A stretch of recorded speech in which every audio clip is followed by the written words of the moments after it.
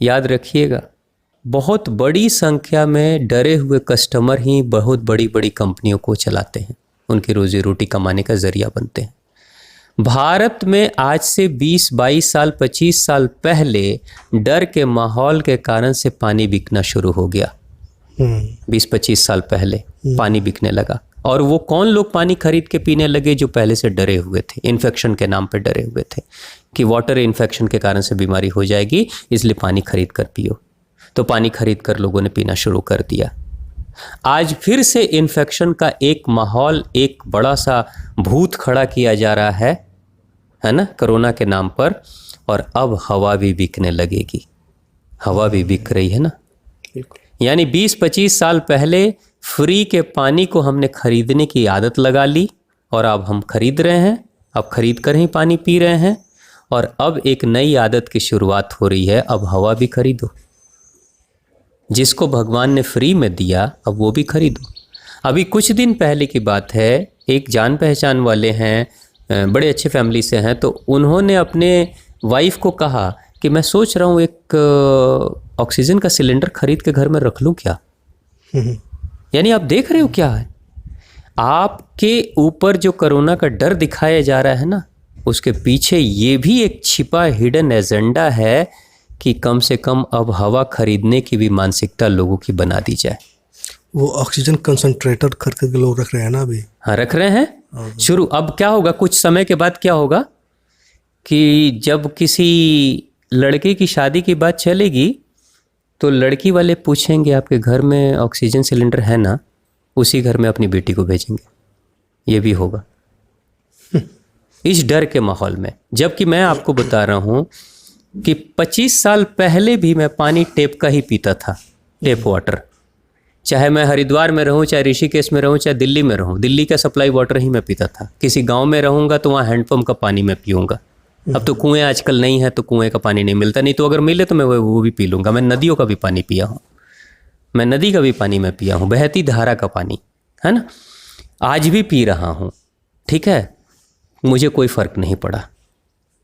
लेकिन मैं कई लोगों को देखता हूँ कि उस 20 साल पहले भी वो खरीद के बोतल वाला पानी पीते थे, आज भी खरीद के बोतल वाला पानी पीते हैं, लेकिन उन्हीं लोगों को मैं सबसे ज़्यादा देखता हूँ इन्फेक्शन में रहते हैं। हाँ। तो ये सबसे बड़ी चीज़ है। दूसरी एक चीज़ है, महत्व की बात है कि क्या डरते रहेंगे तो क्या हमारी रोग प्रतिरोधक क्षमता बढ़ जाएगी? डरना क्यों? कोरोना के नाम पे डरना क्यों? डरेंगे तो क्या होगा? अगर आप डरेंगे तो भी बड़ा लाभ है, आपका लाभ नहीं होगा, लाभ किसी और का होगा। डर के माहौल में कई बिजनेसेस बढ़ती हैं बहुत तेजी से। जैसे सैनिटाइजर्स की कितनी बड़ी इंडस्ट्री खड़ी हो गई। सैनिटाइजर्स की कंपनियों का नुकसान तो नहीं हुआ ना, उनका तो लाभ ही लाभ हुआ। या मास्क वाली कंपनियों का नुकसान तो नहीं हुआ, उनका तो लाभ ही लाभ हुआ, बहुत लाभ हुआ, है ना। अभी ऑक्सीजन की कंपनियों का भी नुकसान कहाँ हो रहा है? लाभ ही हो रहा है। तो ये जो डर का माहौल है, इस डर के माहौल के कारण से आप जितना ही डरेंगे उतना ही बहुत सारी कंपनियों को अपने व्यापार रोजगार बढ़ाने का मौका मिलेगा।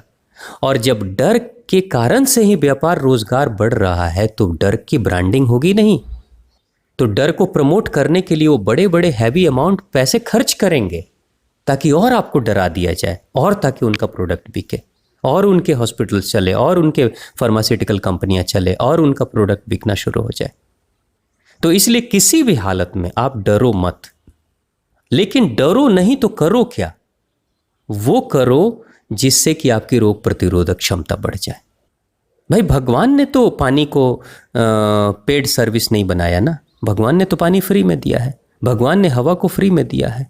भाई जमीन तो पहले ही इंसानों ने बेचना शुरू कर दिया, आकाश तो इंसानों ने पहले ही बंटवारा कर लिया कि ये हमारे भारत का आकाश है, ये चीन का आकाश है, तो ये नेपाल का है, तो ये पाकिस्तान का। ये बंटवारा तो हो ही चुका है। अब बचा था पानी और उससे भी बचा हुआ था हवा। अब पता चल रहा है कि हमने इसको भी खरीदने की आदत लगा ली है। पानी आप अगर नॉर्मल पानी भी पीते हैं, पीने योग्य पानी, और रोग प्रतिरोधक क्षमता अगर आप बढ़ा के रखते हैं तो कोई इन्फेक्शन आपको नहीं लगेगा।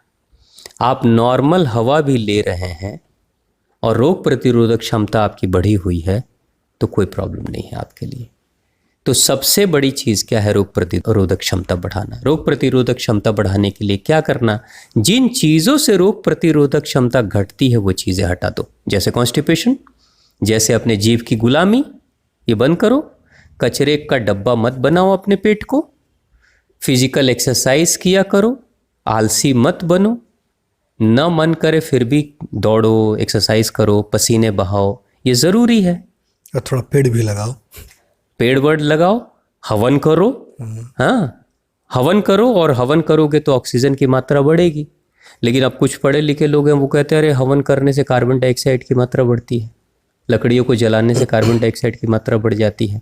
मतलब लकड़ी को जलाओगे तो कार्बन डाइऑक्साइड की मात्रा बढ़ेगी, वो ये कह रहे हैं। वो ये नहीं समझ पा रहे हैं कि लकड़ियां सिर्फ नहीं जलती है, उसके साथ में कुछ औषधियां भी जलाई जाती हैं। उसका एक कॉम्बिनेशन है, उसका कॉम्बिनेशन है। जैसे कि किसी भी दवाई की कंपनियां जब कोई दवाई बनाती है, जैसे पैरासीटामोल अगर आप खरीद रहे हो, तो पैरासीटामोल का मतलब क्या हुआ? Combination of multiple salts. कई सॉल्ट मिल के तब एक पैरासीटामोल बना है, तब जाकर वो काम कर रहा है किसी के शरीर पे। ठीक उसी तरीके से कई औषधियों को मिलाकर जब हवन किया जाता है तो उससे जो धुआं तैयार होता है वो ऐसा होता है जिसमें कि बैक्टीरिया और वायरसेस को कमज़ोर करने की क्षमता आती है। और उस धुएं के कारण से आसपास के माहौल में जो भी वनस्पति होते हैं वो जब उसको लेते हैं सांसों के माध्यम से, तो उन पौधों में और विकास होता है और उनकी बढ़त होती है। और जितना ही स्वस्थ पौधे होते हैं उतना ही ज़्यादा ऑक्सीजन देते हैं, एक्सेल करते हैं, ज़्यादा ऑक्सीजन देते हैं। और वो ज़्यादा ऑक्सीजन देंगे तो हमें ज़्यादा ऑक्सीजन मिलेगी। और जब हम स्वस्थ होंगे तो हम और हवन करेंगे तो वृक्ष और स्वस्थ हो जाएंगे और ऑक्सीजन देंगे, तो ऑक्सीजन की मात्रा बढ़ेगी नहीं। बिल्कुल। और धुएं का मतलब हमेशा धुआं गलत और गंदा ही होता है, ये भ्रम निकालिए। क्योंकि काम करने का तरीका महत्वपूर्ण होता है। मिट्टी, जिस मिट्टी से किसी इंसान का घर बनाकर उसे उसमें बसाया जा सकता है, सुरक्षा प्रदान की जा सकती है, उसी मिट्टी से किसी इंसान को दफनाया भी तो जा सकता है। तरीका क्या है? मिट्टी के घर बनाने का तरीका अलग है जिसमें इंसान सुरक्षित हो जाएगा, लेकिन दफनाने का तरीका अलग है जिससे इंसान बर्बाद हो जाएगा, खत्म हो जाएगा और मिट्टी में गल जाएगा। तरीका महत्वपूर्ण है। बिल्कुल। कुछ भी जला देना महत्वपूर्ण नहीं है।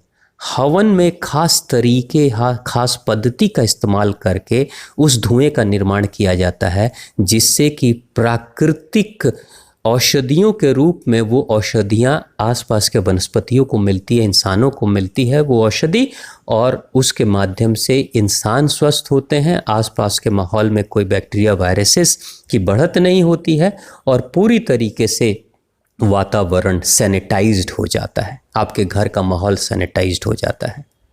सांसों के माध्यम से जो औषधि आप ले रहे हो अपने अंदर, उसके कारण से अंदर जो वायु जा रही है उस औषधियों के साथ वायु जाती है, तो अंदर की बहुत सारी जो कार्बन डाइऑक्साइड है उसको वो रिप्लेस कर देती है और धीरे धीरे आपके अंदर औषधियाँ जाकर आपके ऑर्गन्स को और बेहतर कार्य करने के लिए मदद करती है।